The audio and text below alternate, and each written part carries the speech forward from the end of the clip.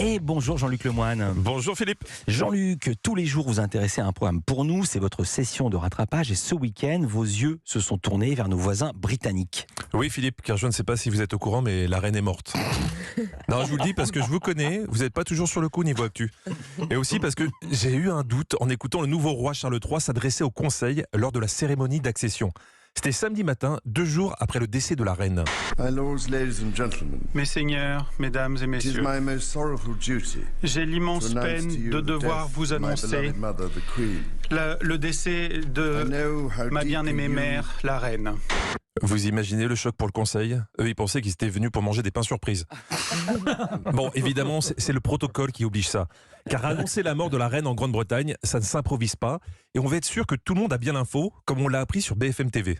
Les abeilles royales ont été mises au courant de façon très officielle du changement de souverain. Oui, John Chappell, le maître des abeilles, qui s'occupe des 5 ruches de Buckingham, a prévenu les abeilles. Ouais, si on les prévient pas, elles font de la gelée de groseille après. Non, ça a été un week-end intense pour toutes les chaînes infos qui ont largement couvert les événements, quitte à ne plus savoir quoi dire sur la reine.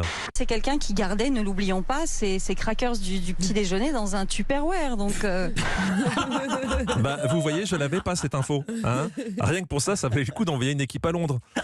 C'est Aurélie Caz qui a animé cette tranche sur place et c'est elle qui a eu les meilleurs témoignages. Voilà une boîte. Donc c'est un gâteau qui a 11 ans. oh my god.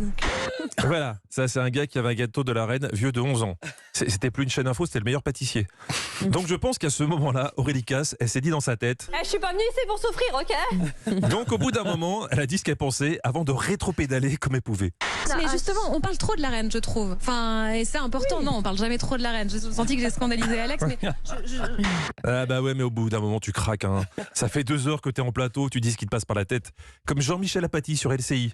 Quand on devient roi, en Grande-Bretagne, on a le droit, comme les papes d'ailleurs, de choisir son prénom. Georges, Georges. Jean-Michel.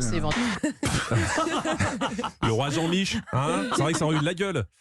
Tout le monde était très fatigué sur les plateaux. Samedi matin, tu sens qu'ils avaient dépêché une journaliste plus habituée à parler de porte-avions que de roi.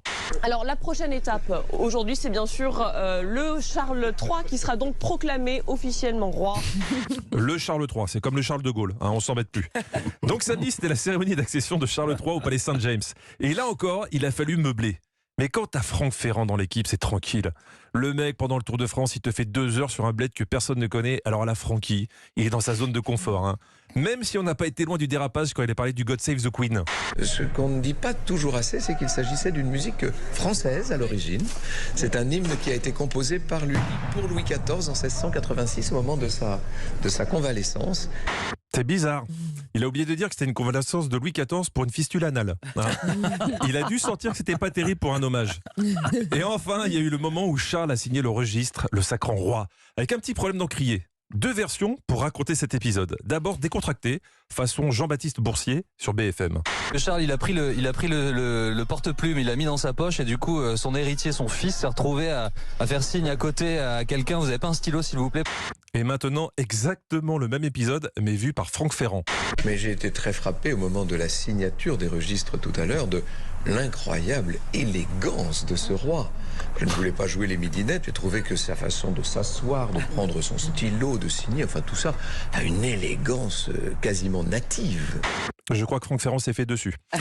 God save the King. Merci Jean-Luc Lemoine et votre élégance quasi native.